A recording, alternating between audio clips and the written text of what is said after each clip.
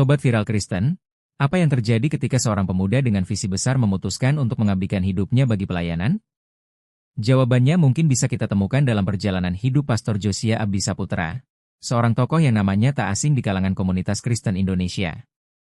Dari awal yang sederhana hingga melayani puluhan ribu jemaat, kisahnya adalah bukti nyata bagaimana dedikasi dan iman dapat membawa dampak yang luar biasa. Bagaimana perjalanan kehidupan dan pelayanan Pastor Josia Abdi Saputra? Berikut ini penjelasannya, tapi sebelumnya jangan lupa untuk subscribe channel Viral Kristen ini agar kamu terus mendapatkan berita viral soal dunia kekristenan. Pastor Josia Abdi Saputra memulai pelayanannya dengan sebuah visi yang bermula dari 15 orang. Tahun 1991 menjadi titik awal perjalanan pelayanan Pastor Josia Abdi Saputra. Dengan keyakinan yang teguh, beliau mendirikan GBI Nafiri Allah, yang kemudian berkembang menjadi Nafiri Discipleship Church, NDC, pada tahun 2014. Kebaktian pertama dihadiri hanya oleh 15 orang, sebuah awal yang mungkin terlihat kecil bagi banyak orang. Namun, bagi Pastor Josia, ini adalah bibit yang suatu hari akan tumbuh menjadi pohon besar. Dengan semangat yang tak kenal lelah, beliau terus menggembalakan jemaatnya, membawa pesan-pesan yang relevan dan penuh inspirasi. Tak butuh waktu lama, pelayanannya mulai menarik perhatian banyak orang. Kini, NDC melayani puluhan ribu jemaat di berbagai lokasi, sebuah pencapaian yang tak terbayangkan di awal perjalanannya. Pastor Josia Abdi Saputra bukan hanya seorang pastor, melainkan juga seorang visioner yang memiliki hati besar untuk misi sosial. Melalui Nafiri Allah Ministry, beliau menjangkau daerah-daerah terpencil, mendukung para pendeta lokal, dan membangun gereja-gereja baru. Visinya yang kuat tentang pemuridan membuatnya tak hanya fokus pada pertumbuhan jumlah jemaat, tetapi juga pada kedalaman iman dan karakter setiap individu. Beliau juga mendirikan pelayanan misi Nafiri Allah, PMNA, sebuah organisasi non-denominasi yang bertujuan memberdayakan para hamba Tuhan di daerah terpencil.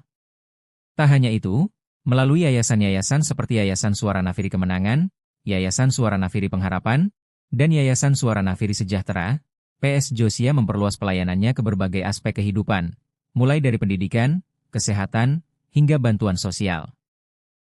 Kebaktian kebangunan rohani, siapa yang tidak mengenal kebaktian kebangunan rohani, KKR, yang digelar di kota-kota besar seperti Jakarta dan Surabaya?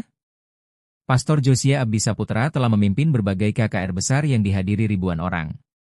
Dalam setiap kesempatan, beliau menyampaikan pesan-pesan yang menyentuh hati, fokus pada pemulihan rohani dan penginjilan. Tak hanya itu, beliau juga aktif menjadi pembicara di KKR lintas denominasi, sebuah upaya untuk menyatukan umat Kristen dari berbagai latar belakang. Bagi Pastor Josia, persatuan dalam keragaman adalah kunci untuk membawa dampak yang lebih besar bagi masyarakat. Perjalanan pelayanan Pastor Josia Abdi Saputra tidak lepas dari fondasi pendidikan teologi yang kuat. Sebelum menjadi seorang pastor, beliau menempuh pendidikan teologi yang mendalam, yang membentuk cara pandang dan pendekatannya dalam pelayanan. Hal ini terlihat dari setiap khotbah dan program yang beliau rancang, selalu relevan dengan kebutuhan zaman namun tetap berpegang pada prinsip-prinsip Alkitab. Hari ini, PS Josia Abdi Saputra tidak hanya meninggalkan jejak melalui gereja-gereja yang didirikannya, tetapi juga melalui ribuan kehidupan yang telah disentuhnya. Dari pelayanan anak-anak, pelatihan kepemimpinan, hingga misi lintas budaya, setiap langkahnya adalah bukti nyata dari visi besar yang diwujudkan dengan kerja keras dan ketekunan. Kisah Pastor Josia Abdi Saputra mengajarkan kita bahwa pelayanan bukan hanya tentang berbicara di mimbar, tetapi tentang tindakan nyata yang membawa perubahan. Beliau adalah contoh nyata bagaimana satu orang dengan visi yang jelas dapat membawa dampak yang luar biasa bagi banyak orang. Berikut ini video kesaksian Pastor Josia Abdi Saputra bagaimana ia memulai dan membangun gereja NDC. Awalnya tentunya tidak pernah punya cita-cita untuk jadi hamba Tuhan, jadi gembala sidang apalagi. Ya, tetapi di dalam perjalanan hidup saya, pada satu titik Tuhan menjamah, sehingga akhirnya saya mengalami perubahan. Ya, perubahan dalam cita-cita, perubahan di dalam keinginan, dan apa yang harus saya lakukan ke depannya. Dan kemudian ditambah juga dengan panggilan Tuhan yang jelas melalui beberapa hamba Tuhan yang mendoakan saya, ada juga yang menubuatkan bahwa kamu akan jadi hamba Tuhan bukan sekedar melayani, bantu-bantu, tidak, tapi kamu akan sepenuh waktu akan menjadi hamba Tuhan ya. Dan kamu akan dipakai Tuhan bukan hanya di Indonesia, bahkan kamu akan jadi berkat untuk di banyak negara yang lain gitu. Wah luar biasa, ini pas masih muda ini ya Pastor? Ya masih SMA, waktu SMA ya. Dan itu langsung mengubah hidup Pastor secara luar biasa itu berarti ya? Karena pada awalnya saya kepinginnya itu jadi bisnismen, terus ya diberkati Tuhan, ya bantu-bantu sumbang gereja oke, melayani oke, tapi nggak ada pikiran untuk menjadi hamba Tuhan sepenuh waktu seperti hari ini. Wah, jadi ternyata saudara Pastor Josia dulu itu dipanggil Tuhan dengan luar biasa. Kalau nggak salah juga kita juga pernah mendengar ceritanya ada hamba Tuhan bule ya waktu itu. Pernah menubuatkan. Ya, ada yang dari luar negeri, ada juga yang dari Indonesia. Tapi mereka nggak saling kenal, tapi nubuatannya sama.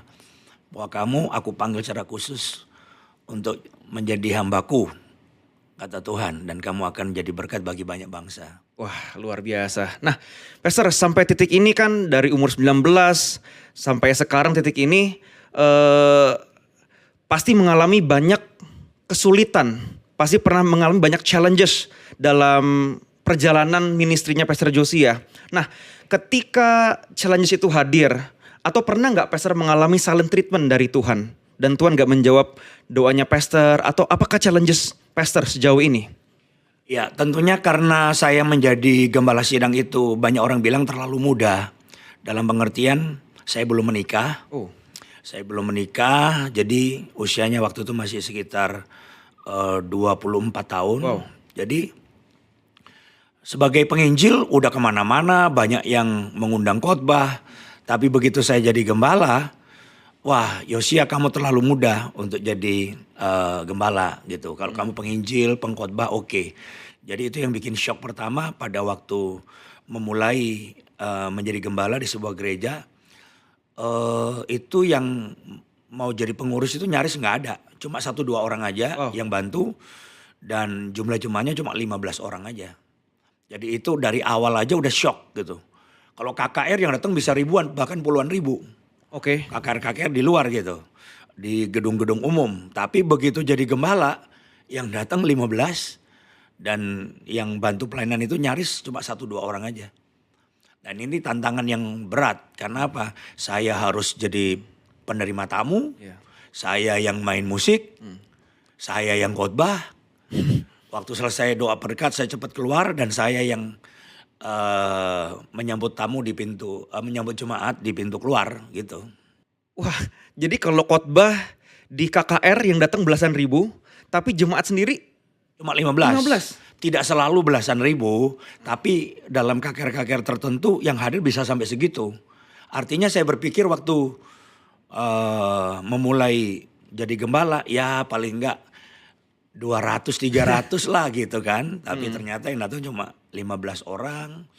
Dan yang berat lagi secara keuangan tentunya gereja baru dengan jumlah jemaat seperti itu. Ya sangat berat sekali. Wah berat. Oke. Nah itu kan pas awal Pastor merintis ya. Nah ketika gereja NDC dipercaya ini lebih besar lagi. Kalau nggak salah dari Morotai waktu itu, dari 15 orang kalau nggak salah, itu buka di Greenfield ya? Atau pindah dulu? Ya dari Morotai kemudian pindah-pindah, sewa-sewa banyak tempat. Sampai akhirnya di beli? Indo Semen, yang di Sudirman, kemudian pernah di hotel, dulu ada hotel wisata, pindah lagi hotel Sahid. Ini jemaat udah berapa banyak nih? Dari 15? Ya waktu pindah itu ya bisa 100-200 lah. Tapi karena sering pindah jadi nggak bisa growing terus. Karena kadang-kadang kalau jaraknya terlalu jauh jemaat